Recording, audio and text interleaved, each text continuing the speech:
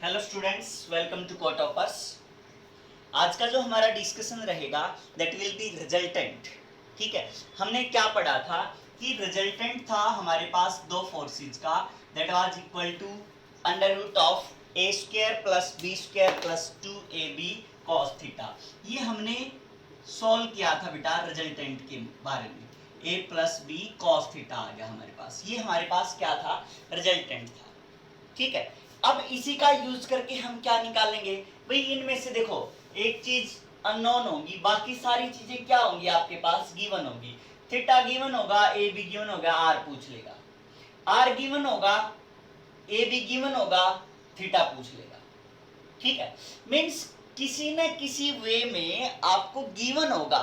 ठीक है, तो एक पैरामीटर अननोन होगा, बाकी पैरामीटर हम कैलकुलेट करने आने चाहिए। ठीक है, अगर एक पैरामीटर नहीं छोड़ रखा, दो छोड़ रखे तो उनके बीच कुछ ना कुछ उसने रिलेशन दिया होगा कि भाई इस वे में ये और ये आपस में ऐसे रिलेटेड है, तो कोई ना कोई क्लू जरूर छोड़ेगा उसको सोल्व करने के लिए। तो डोंट हेजिटेट। जैसे हमने कहा कि हमारे पास दो फोर्सेस है मान लिया, ठीक है, और दोनों फोर्सेस का मैग्नीट्यूड इक्वल है। मींस हमारे पास क्या होगी, इक्वल फोर्सेस होगी, दो इक्वल फोर्स होगी।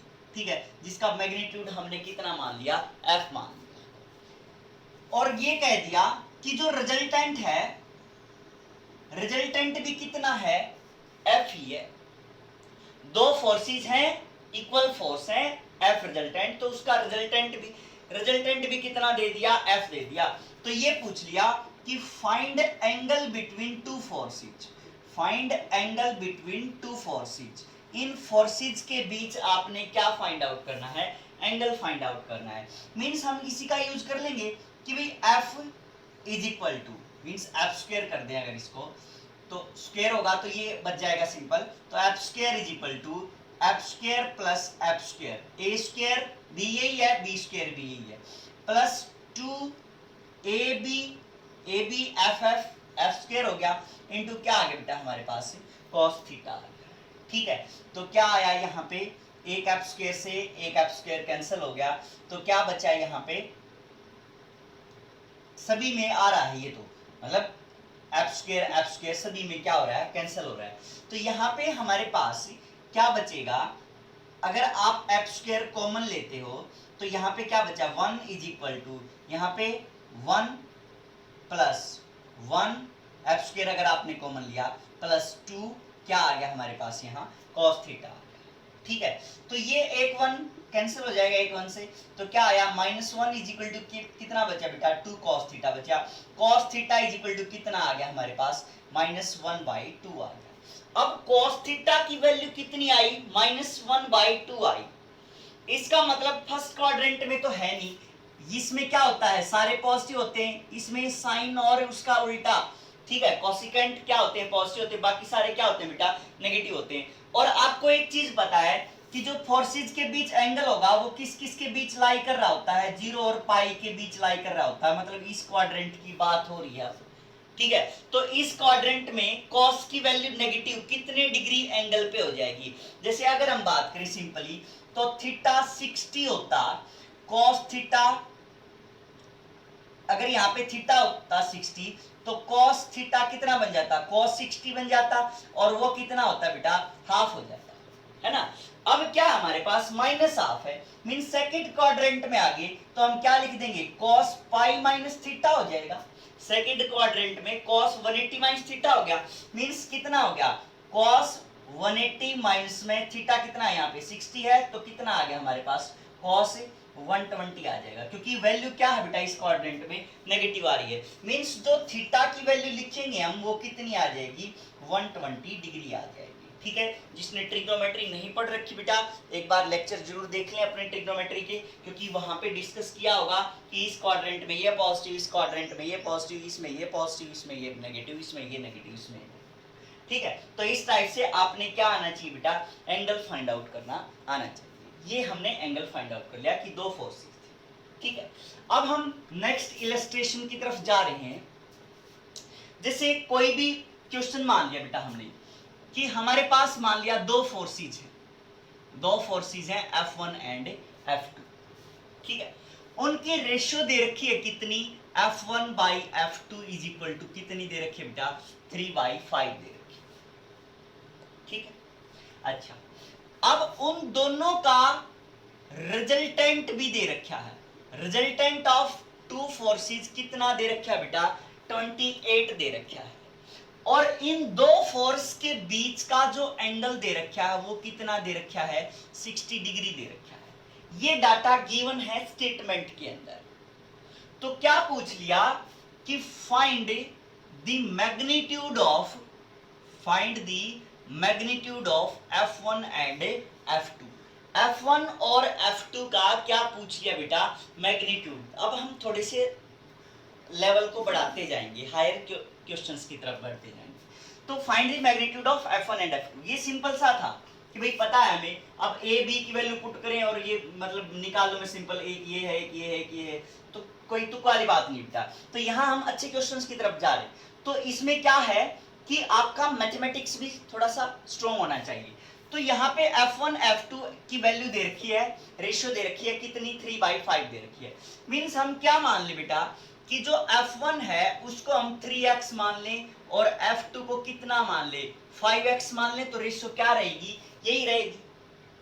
ठीक है, अब इन दोनों का रिजल्टेंट, क्योंकि x पता लग जाएगा तो हमें क्या पता लग जाएगा, F1 और F2 की। मींस अल्टीमेटली हमने क्या फाइंड आउट करना रहेगा, x फाइंड आउट कर लेंगे। अगर हमारे पास x की वैल्यू आ गई तो इन फोर्सेज की भी क्या आ जाएगी, वैल्यू आ जाएगी। फॉर्मूला हमारे पास यही है, रिजल्टेंट की फॉर्म में अगर ये दे रखा तो कितना आ जाएगा, resultant R is equal to under root of, R लिख दिया हमने, R इज इक्वल टू लिख दिया, R कितना है 28, a स्क्वायर, a कितना मान लिया, एक फोर्स ये मान ली हमने, तो 3x का स्क्वायर हो गया, तो 3x स्क्वायर में कितना लिख दूं यहाँ पे, 9x स्क्वायर लिख दिया, प्लस b स्क्वायर, b ये है 5x, तो कितना आ जाएगा इसका स्क्वायर, 25x स्क्वायर आ जाएगा, 5x का 25x स्क्वायर हो जाएगा, प्लस 2ab cos थीटा लिख दिया हमने, प्लस 2ab cos थीटा लिख दिया।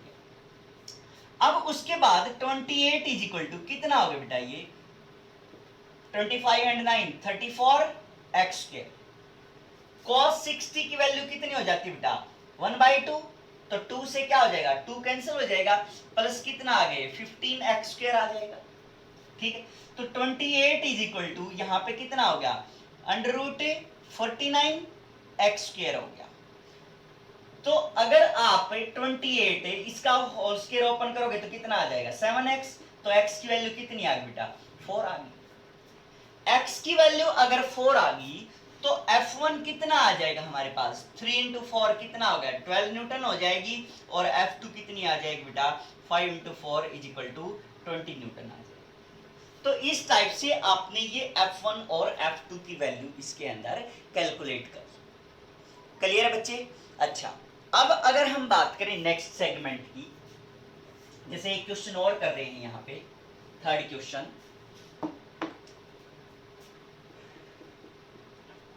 कि हमने एक मैक्सिमा दे रखा है बेटा, मैक्सिमम रिजल्टेंट दे रखा है, मींस ग्रेटेस्ट रिजल्टेंट दे रखा है, कितना, ग्रेटेस्ट रिजल्टेंट कितना दे रखा है बेटा, 10 दे रखा है ना। R की वैल्यू दे रखी है, ये R भी कौन सा, ग्रेटेस्ट वाला। ग्रेटेस्ट R का मतलब क्या हो गया कि अगर आपके पास दो फोर्सेस हैं तो उनका एडिशन दे रखा है, कितना, a प्लस बी मान ले हम, a प्लस बी, क्योंकि R आपने जो मैक्सिमम फाइंड आउट किया था वो क्या किया था, R maximum is equal to a plus B था, और R मिनिमम किसके इक्वल था, a माइनस बी के इक्वल था। मींस ग्रेटेस्ट रिजल्टेंट दे रखा है तो इसका मतलब a प्लस बी दे रखा है, कितना बेटा, 10 दे रखा है। ठीक है, अच्छा एक क्या दे रखा है कि स्मॉलेस्ट रिजल्टेंट दे रखा है, वो कितना दे रखा है, 6 दे रखा है। इसका मतलब क्या दे रखा है, a minus B is equal to कितना दे रखा है बेटा, 6 दे रखा है। ठीक है, अब क्या कहा गया उनके अंदर कि अगर आप a में भी 3 इंक्रीज कर दो, a में भी कितना इंक्रीज कर दिया बेटा, 3 इंक्रीज कर दिया, और बी में भी कितना इंक्रीज कर दिया, 3 इंक्रीज कर दिया। बस क्या है, एक्चुअल में कंसेप्ट की कंप्लेक्सिटी बढ़ा रहे हैं, ठीक है। कंप्लेक्स मींस क्वेश्चन को क्या बना रहे हैं, थोड़ा सा डिफिकल्ट बना रहे हैं। और ए डैश मतलब अब ये 3 इंक्रीज करने के बाद ए और बी में 3 हमने इंक्रीज कर दिया, तो इसका मतलब ये नई क्वांटिटी बन गई, मतलब नई चीज बन गई। तो इसको हमने क्या कह दिया, ए डैश कह दिया, इसको हमने क्या कह दिया, बी डैश कह दिया। और ये कह दिया कि अगर इन दोनों को आपस में कितना रख दिया, परपेंडिकुलर रख दिया, तो find new resultant, find a new resultant. Clear बच्चे? तो कैसे फाइंड आउट करोगे बेटा, मींस पहले तो हमें क्या करना पड़ेगा, ए और बी की वैल्यू फाइंड आउट करने की। तो सिंपल सी बात है, सॉल्यूशन अगर हम लिखें इसका तो क्या आ जाएगा, a प्लस बी कितना 10 और a माइनस बी कितना 6। तो क्या आ जाएगा, यहाँ पे ऐड करोगे तो a की वैल्यू कितनी आ जाएगी, 8 आ जाएगी। 10 प्लस 16/2 आ जाएगा, तो a की वैल्यू कितनी आ गई, 8 आ गई। तो 8 माइनस बी इक्वल टू क्या है, 6 है। तो इसका मतलब b की वैल्यू क्या आ जाएगी, 2 आ जाएगी। a की वैल्यू 8 आ गई और b की वैल्यू क्या आ जाएगी, 2 आ जाएगी। दोनों की वैल्यू हमने क्या निकाल ली बेटा, a और b की वैल्यू निकाल ली। अब उसने क्या कहा कि a में भी कितना जोड़ दिया, 3 जोड़ दिया। तो 8 प्लस 3 कितना होगा बेटा, 11 न्यूटन फोर्स होगी। दूसरी b डैश क्या हो जाएगी, 3 प्लस 3 कितना हो गया, 6 न्यूटन हो जाएगी, ठीक है। अब उसके बाद ये कहा कि ये दोनों आपस में परपेंडिकुलर हैं, परपेंडिकुलर हैं, तो आपने क्या फाइंड आउट करना है, नया रिजल्टेंट फाइंड आउट करना है। तो क्या आ जाएगा हमारे पास नया रिजल्टेंट, ए स्क्वायर, ए डैश का स्क्वायर मतलब 11 का स्क्वायर, प्लस बी स्क्वायर 36 लिख दिया सीधा ही, यहाँ पे 121 आ जाएगा, प्लस 2ab, ए बी लिख दिया, cos 90, cos 90 क्या होता है बेटा, 0 होता है। वैसे भी अगर आप परपेंडिकुलर की बात कर रहे हो तो r इज इक्वल टू क्या आना चाहिए माइंड में, under root of A square plus B square आना चाहिए। तो r डैश किसके इक्वल आ जाएगा, रूट 157 के बराबर आ जाएगा, ठीक है। क्योंकि इसका स्क्वायर कर दिया और हमने इसका स्क्वायर कर दिया, तो 11 स्क्वायर प्लस में 36 ये आ जाएगा हमारे पास, ये r डैश की वैल्यू आ जाएगी। क्लियर बच्चे, ठीक है। अच्छा, अब हम एक नए क्वेश्चन की तरफ बढ़ रहे हैं जो कंसेप्ट से सोल्व करेंगे, हम कंसेप्चुअली सोल्व करेंगे बेटा, ठीक है। जिसे हमने मान लिया कि दो वेक्टर थे a एंड b, दो वेक्टर थे, कौन कौन से, a एंड b, और जो रिजल्टेंट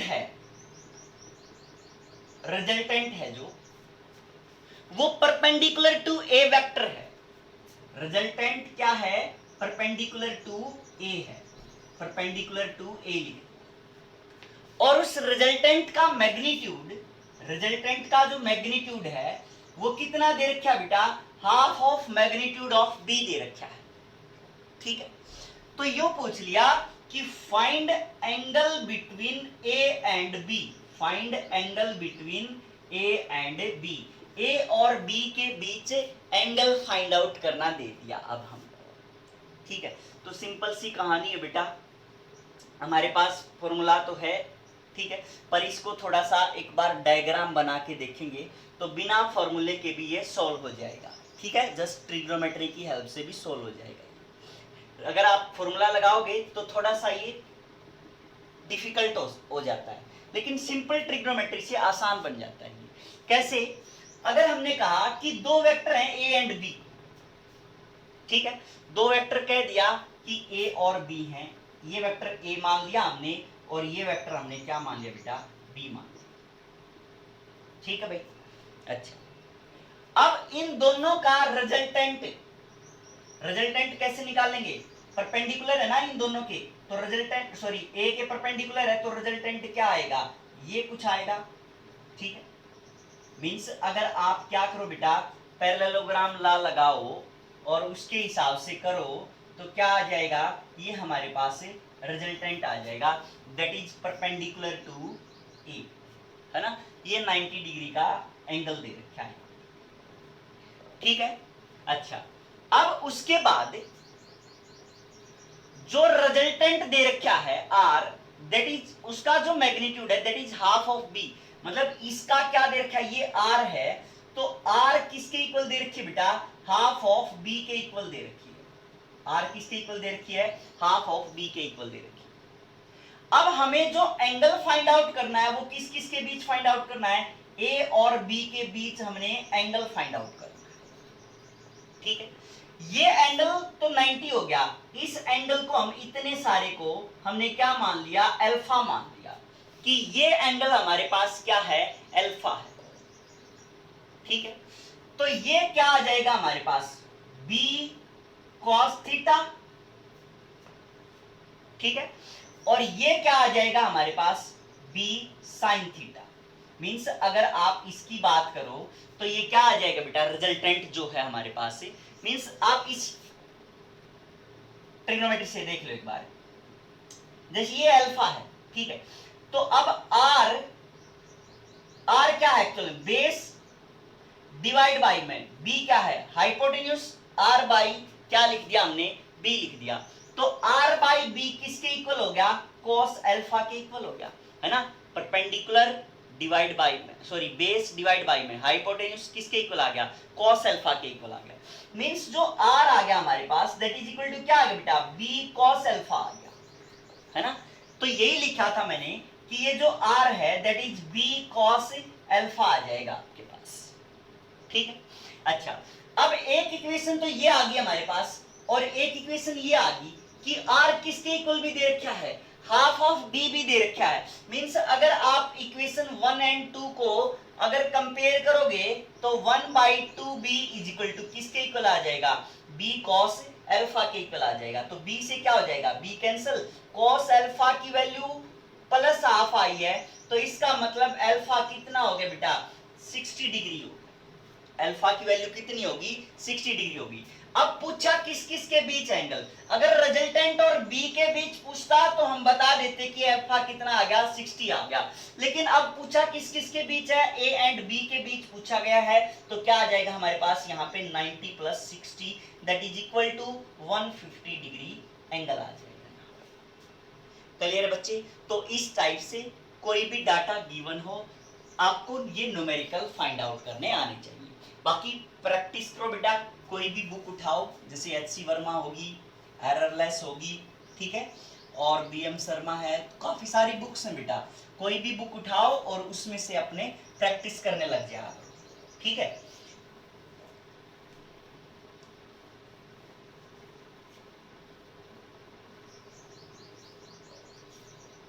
अब नेक्स्ट पढ़ रहे हैं बेटा, that is polygon law of vector addition. क्या पढ़ रहे हैं, polygon law of vector addition. उसके बाद हम सबट्रैक्शन पढ़ेंगे। ठीक है, तो polygon law of vector addition क्या कहता है कि if there are many vectors, ठीक है, बहुत सारे वेक्टर हैं, and they make a open an open polygon, means open polygon बना रहे हैं, आपके पास काफी सारे वेक्टर हैं, जैसे ये वेक्टर मान लिया, एक वेक्टर ये है, एक वेक्टर ये पड़ा है, एक वेक्टर ये पड़ा है, एक वेक्टर ये पड़ा है, एक वेक्टर कैसे भी पड़ा है, मतलब इस टाइप से। ठीक है, तो अगर आप इनको कंबाइन कर रहे हो तो क्या बन रहा है, एक ओपन पॉलीगन बन रही है।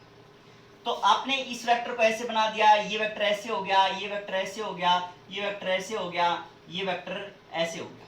मान लिया ये वेक्टर थे हमारे पास, और इस टाइप से हमने क्या कर दिए, ये अरेंज कर दिए। हमने काफी सारे वेक्टर थे, हमें नहीं पता कि कितने हो सकते हैं, कितने ही भी हो सकते हैं ये तो, लेकिन पॉलीगन लॉ क्या कहता है, क्योंकि अगर फाइनाइट होती तो हम बताते कि भाई इतने हैं, तो ये तो पॉलीगन है, तो सिंपल सी बात, ऑक्टागन होती तो बता देते हम 7 तो वेक्टर होते और एक ये क्लोजिंग साइड होती है। पॉलीगन है तो कितनी भी साइड ये हो सकती हैं और एक क्या मिलेगी आपको, क्लोजिंग साइड। ठीक है, तो polygon law of vector addition क्या कहता है कि if there are many vectors such that they can be arranged in such a manner they make open polygon, तो ये ओपन पॉलीगन बना दिया हमने, then the closing side of the polygon will give you resultant taken in reverse order। मैंने देखो यहाँ पे हमारे पास कौन सा ऑर्डर था, एंटी क्लॉकवाइज ऑर्डर था। अब मैंने ये क्या कर दिया, ऑर्डर को क्या कर दिया, चेंज कर दिया। तो ये अगर यहाँ पे था, मतलब अगर सेम ऑर्डर होता तो ऐसे आता ये, है ना, ये सिंबल ऐसे आता, एरो का निशान। अब क्या कर दिया मैंने, इस एरो के साइन को ऊपर की तरफ कर दिया, ठीक है। तो इसका मतलब ये क्या बताएगा आपको, क्लोजिंग साइड है, ये रिजल्टेंट बताएगा, ठीक है। तो ये रिजल्टेंट बताएगा आपको, A B C D E, ये हमने क्या मान ली बेटा, वेक्टर्स थे हमारे पास, ठीक है। Then closing side will give you resultant, ये रिजल्टेंट है आपके पास। तो अब हमें क्या करना है, इसका प्रूफ करना है। Polygon law of vector addition ये है, इसका हमें क्या करना है बेटा, प्रूव करना है।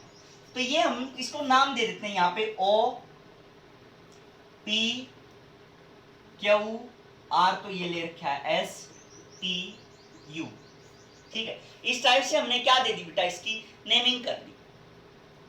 तो अब जो कह रहा है ये कि इसका मतलब हमारे पास जो प्रूव करने के लिए वो क्या है, R is equal to A plus B plus C plus D plus E है ना।